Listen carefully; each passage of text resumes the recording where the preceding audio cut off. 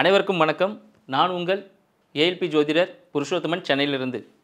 இப்பிரபஞ்சத்திற்கும் எனது அருமை குருநாதர் ஐயா வாக்குயோகி பொதுவுடை மூர்த்தி ஐயா அவர்களுக்கும் என் சிரம் தாழ்ந்த வணக்கத்தை தெரிவித்துக் கொண்டு இன்று ஒரு ஜாதக ஆய்வினை பார்ப்போம்.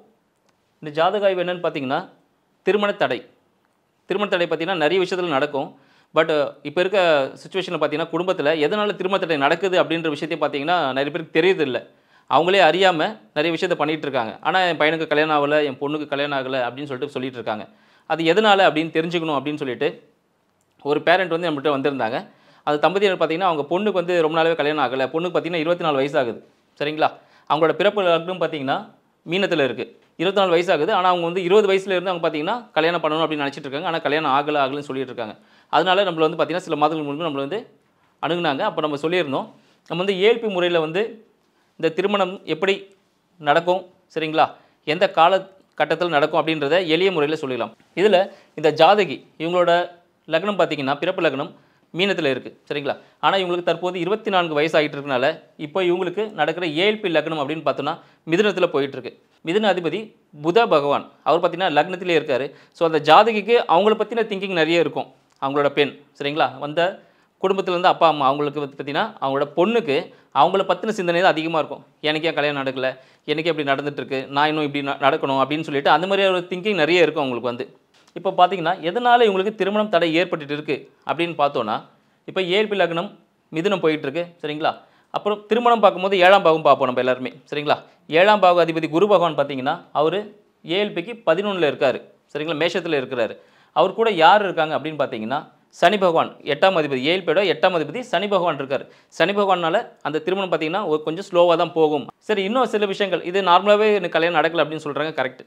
எதனால இந்த கல்யாணம் நடக்கலை அப்படின்னு ஒரு பர்டிகுலர் பாயிண்ட் அப்படி எடுக்கணும் பார்த்தீங்கன்னா, நம்ம ஏஎல்பி முறை மிகவும் சிறப்பான ஒரு முறையாக இருக்குது அப்படின்றத நீங்களே பார்க்கலாம். எப்படின்னு பார்க்கணும்னா, ஏஎல்பி லக்னம் மிதுனம் போயிட்டுருக்கு. நட்சத்திர அதிபதி, சரிங்களா, ஏஎல்பி லக்னம் நட்சத்திரம் பார்த்தீங்கன்னா திருவாதிரை 2 போயிட்டுருக்கு. அது அதிபதி ராகு பகவான் பார்த்தீங்கன்னா 2ஆம் பாவத்தில் இருக்கார். ஏஎல்பிக்கு 2ஆம் பாவத்தில் இருக்கார். 2ஆம் பாவத்தில் இருக்கும் போது இந்த ஜாதகரோட இந்த பெண்ணோட திங்கிங் எல்லாமே குடும்பத்தை சார்ந்து தான் இருக்கும். பணம் சம்பாதிக்கணும் அப்படின்னு ஒரு திங்கிங்கோடு இருப்பாங்க. அண்ட் அவங்களோட படிப்பு ஒரு இதுவாக இருக்கலாம். அண்ட் அவங்க குடும்பத்தில் இருக்கவங்களோட எதிர்பார்ப்பு அண்ட் ஜாதகியோட எதிர்பார்ப்பும் கூட. இவங்களோட எதிர்பார்ப்பு எப்படி இருக்குன்னா பிரம்மாண்டமாக இருக்கும். ஸோ ராகு பகவான் இருக்கார். ஸோ சொல்லவே வேண்டாம். ராகு பகவான் எப்பவும் பார்த்தீங்கன்னா எதையும் பெருசாக திங்க் பண்ணுவார். ஆனால் பார்த்தீங்கன்னா அங்கே ஒன்றுமே இருக்காது. ஆனால் கற்பனை ஓட்டம் ரொம்ப பெருசாக இருக்கும். எனக்கு ஒரு நல்ல ஒரு வீடு அமையணும், நல்ல கணவர் அமையணும், நல்ல பெருசாக குடும்பம் இருக்கணும், அந்த குடும்பத்தில் நிறைய பேர் இருக்கணும் அப்படின்னு நிறைய திங்கிங் இருக்கணும். சரிங்களா? அந்த ஒரு எதிர்பார்ப்பு. அதெல்லாம் பார்த்திங்கன்னா இவங்க குடும்பத்தை சார்ந்து தான் இருக்காங்க. என் குடும்பத்தில் என்ன சொல்கிறாங்களோ, அப்பா அம்மா என்ன சொல்கிறாங்களோ அதை கேட்டு தான் நடப்பேன் அப்படின்னு சொல்லிட்டு அவங்கள டிபெண்ட் பண்ணி இருக்கிறாங்க. சரிங்களா? அடுத்து பார்த்திங்கன்னா இங்கே குரு பகவான் இருக்கார். இங்கே பார்த்திங்கன்னா 7ஆம் பாவ அதிபதி குரு பகவான்.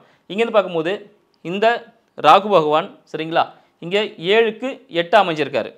சரிங்களா? 7க்கு 8 அமைஞ்சிருக்கனால இது இந்த ஃபேமிலி இருக்காங்க பாருங்கள், இந்த ஆப்போசிட் ஃபேமிலி இருக்காங்கல்ல, அவங்க வீட்டுக்கு பார்க்க வர பெண் கணவர். ஸோ அந்த ஃபேமிலி பார்த்திங்கன்னா அவங்களுக்கு இது பிரச்சனையாக இருக்கும். இவங்க எதிர்பார்க்குறது எல்லாமே எப்படி இருக்கும், அவங்களோட திங்கிங் எல்லாமே நிறைய நகை போடணும், நிறைய ஒரு பெரிய ஃபேமிலியாக இருக்கணும் அப்படின்னு இவங்களாம் எதிர்பார்த்துட்டு இருப்பாங்க. அப்புறம் இவங்களோட வார்த்தைகள், இவங்க குடும்பத்தில் இருக்காங்க பாருங்கள், அவங்களோட வார்த்தைகள் கொஞ்சம் கட்டுப்படுத்தணும். முக்கியமாக பார்த்திங்கன்னா அவங்க அம்மா, அவங்களோட தாயார் நம்மக்கிட்ட வந்தாங்க பார்த்தீங்களா, அவங்களோட தாயார், அவங்களோட திங்கிங் எப்படி இருக்கும்னா எல்லாமே பிரம்மாண்டமாக இருக்கும். ஏன்னு பார்த்தீங்கன்னா அவங்க தாயார் 4ஆம் பாவம் எடுத்துப்போம். இவங்களுக்கு 11ல் ராகு. ஸோ அப்போ அவங்க பெண்ணுக்கு எப்படி இருக்கணும்னா ஒரு நல்லா பெருசாக பிரம்மாண்டமாக அந்த கல்யாணம் நடக்கணும், வர மாப்பிள்ளை அப்படி இருக்கணும் அப்படின்னு சொல்லிட்டு திங்கிங் ரொம்ப அதிகமாக இருக்கும். அது இவங்க அம்மாவோட திருமணத்துக்கு தடையாகவே அமைஞ்சிருக்கு. அதுவும் பார்த்திங்கன்னா இவர் பார்த்திங்கன்னா இங்கே 7ஆம் பாவம். இப்போ பார்த்திங்கன்னா அவங்க சொல்கிறோம், ஆல்ரெடி சொல்லியிருந்தோம் திருமணம் நடக்கக்கூடிய காலகட்டம் சொல்லிட்டு. இப்போ பார்த்திங்கன்னா எப்போ திருமணம் நடக்கும் அப்படின்னு கேட்டாங்க இவங்க. சார், திருமணம் காலம் இருக்குது, இப்போ நடக்கிற காலம் இருந்தாலும் நீங்கள் உங்களோட எதிர்பார்ப்பை குறைச்சிக்கணும் அப்படின்னு சொல்லியிருக்கோம். நீங்கள் எதிர்பார்ப்பை குறைச்சி உங்களோட வார்த்தைகளில் ரொம்ப கவனமாக இருக்கணும். சரிங்களா? ஏதாவது ஒரு நம்மளுக்கு வேணுன்றதுக்காக நம்ம எது ஒன்றும் கேட்கக்கூடாதுல்ல. ஸோ என்ன அமைப்பில் இருக்காங்க அந்த குடும்பம், வரக்கூடிய மாப்பிள்ளை அமைப்பு குடும்பம் என்ன அமைப்பில் இருக்குதுன்னு பார்த்துட்டு அந்த அமைப்புக்கு ஏற்ற மாதிரி உங்களோட வார்த்தைகளை நீங்கள் அமைச்சிக்கணும். அந்த எதிர்பார்ப்பை குறைச்சிக்கிட்டிங்கன்னா இதற்கு முன்னாடி நீங்கள் இனிமேல் நீங்கள் வரன் பார்க்கணும்னு அவசியம் இல்லை. இதுக்கு முன்னாடி பார்த்துருப்பீங்க ஒரு வரன். சரிங்களா? அதில் இருக்க மணமகனே தயாராக இருப்பார். ஸோ அந்த குடும்பத்தில் இருக்க மருமகன் யாரும் அந்த லிஸ்ட்டு இருக்கும் உங்களுக்கு. அந்த லிஸ்ட்டில் இருக்க ஒரு பர்சன் நீங்கள் கேட்டாலே அவங்க குடும்பமே அக்செப்ட் பண்ணிப்பாங்க. அதை அவங்க பயன்படுத்திக்கணும் அப்படின்னு சொல்லியிருந்தோம். அவங்க பார்த்திங்கன்னா கடந்த வாரம் வந்திருந்தாங்க. அப்போ அதே ஏற்கனவே பார்த்த ஒரு வரனே அமைஞ்சிருச்சாங்க. ஐயா, நீங்கள் சொன்ன மாதிரி நாங்கள் எதிர்பார்ப்பு எதுவுமே கேட்கல, உங்கள் விருப்பப்படி நீங்கள் திருமணம் பண்ணலாம் அப்படின்னு சொல்லியிருந்தோம். இது ஒரு மாற்று மத திருமணமாக கூட இருக்க வாய்ப்புகள் உண்டு. ஜாதி மதம் அதெல்லாம் பார்க்காம கூட அப்படி தான் அமையும். சரிங்களா? அந்த கணவர் வந்து அப்படி தான் அமைவார். அதனால் அந்த எதிர்பார்ப்பு என் குடும்பம் இப்படி தான் இருக்கணும், என் ஜாதி மதம்லே இருக்கணும் அப்படின்னு சொல்லிட்டு அந்த எதிர்பார்ப்புலாம் இல்லாமல் பண்ணுறதுனால திருமணம் வந்து இப்போ ஃபிக்ஸ் பண்ணியிருக்கோம் அப்படின்னு சொல்லிட்டு நம்மளுக்கு பத்திரிகை வச்சுருந்தாங்க.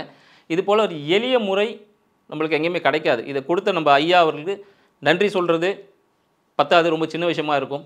அதனால் நான் என்ன சொல்ல வரேன் பார்த்தீங்கன்னா, நம்ம வீட்டில் இருக்க எல்லாருமே வந்து பார்த்தீங்கன்னா நம்ம ஐயாவோட ஆசைப்படி, சரிங்களா, ஆசைன்ற கனவு ஆக்சுவலாக அதுபடி பார்த்தீங்கன்னா எல்லாரும் வீட்டுக்கு ஒருவர் கண்டிப்பாக வந்து அக்ஷய லக்ன பத்திதி முறையை வந்து கண்டிப்பாக கற்றுக்கணும் அப்படின்னு சொல்லிட்டு விஷயங்கள்.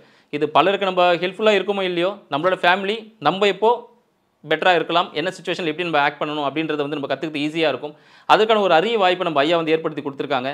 இவ்வாய்ப்பினை ஏற்படுத்தி கொடுத்த ஐயா வாக்கியோகி பொதுவுடை மூர்த்தி அவர்களுக்கு எனது சிரம் தாழ்ந்த வணக்கத்தை ஒருமை தெரிவித்துக் கொண்டு தங்களிடம் விடைபெற்றுக் கொள்கிறேன். நன்றி, வணக்கம்.